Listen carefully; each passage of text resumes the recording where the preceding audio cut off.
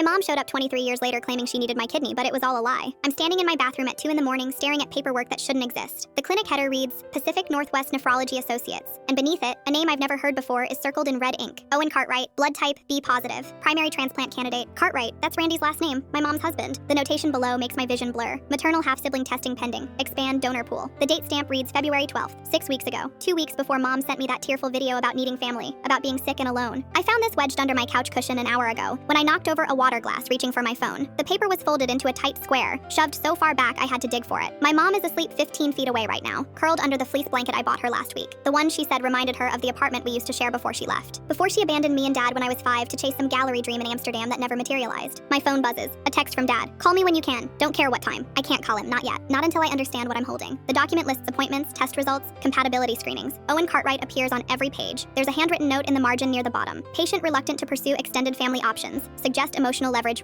estranged daughter. Patient, that's her, the daughter is me. I press my palm against the bathroom counter, trying to steady myself. My nursing brain kicks in, clinical and detached, scanning the medical jargon for confirmation of what I already know. Stage 3 kidney failure? Yes. Dialysis required? Yes. But the primary concern isn't her health, it's his. Owen's creatinine levels, Owen's declining function, Owen's shrinking transplant window. She never mentioned a stepson, not once. Not in the emails, not during coffee 2 months ago when she collapsed into sobs and begged me to get tested. Not during the late night calls where she shared regrets about missing my childhood. She talked about Randy in passing, her supportive husband, but never a kid. Never a teenager who needed a kidney more than she did. I hear her shift on the couch, a soft murmur that might be my name. My hands shake as I photograph every page, zooming in on the notations, the dates, the blood type charts. The flash feels too bright in the small bathroom. I switch it off and take another round of photos in the dim light, making sure every word is legible. She's been here for 2 weeks this time, sleeping on my couch, eating my groceries, letting me drive her to appointments I thought were hers. I rearranged my shifts at the hospital to accommodate her schedule. I bought her ginger tea for the nausea. I held her hand during what she called a rough dialysis session and told her I was proud to help. I was so desperate to believe she'd changed, that the mother who sent birthday cards until I turned 10, then went silent for 13 years, had finally grown into someone capable of honesty, someone who wanted me, not just what I could give her. The paperwork lists my test results too, buried on page 3. Blood type match confirmed. Tissue compatibility pending. Emotional bond established. Proceed with formal request. Proceed with formal request. Like I'm a checkbox on a donor recruitment form. I fold the papers back into their tight square and shove them in my scrub pocket. My shift starts in 6 hours. I need to sleep, but every time I close my eyes, I see that notation. Emotional leverage. I hear her voice from last night, soft and grateful, telling me how much it meant that I'd forgiven her. I step out of the bathroom. She's still asleep, her face peaceful in the glow from the street lamp outside. Gray hair spread across my pillow, frail shoulders rising and falling. I don't know who she is. I never did. Full story on my channel below.